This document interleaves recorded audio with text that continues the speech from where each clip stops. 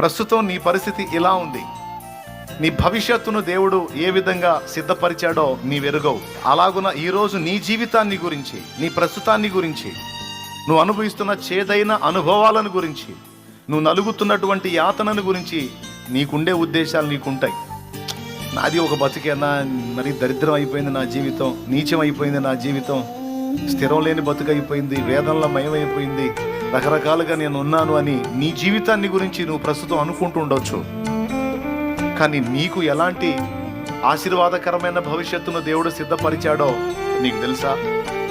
ఈరోజు శ్రమల కొలిమిలో నువ్వు కాలుతుండొచ్చు నాయనా, ఈరోజు శ్రమల కొలిమిలో కాలుతుండొచ్చమ్మా, ఈరోజు ఇబ్బంది కొలిమిలో నువ్వు పరీక్షించబడుతుండొచ్చు నాయనా. రేపు ఫ్యూచర్ ఒక ఆశీర్వాదకరమైనటువంటి రీతిలో అనేకులకు దీవెనకరమైన పాత్రగా ఆయన నిన్ను చేయబోతుండొచ్చు, చేస్తుండొచ్చు, చేసి ఉండొచ్చు.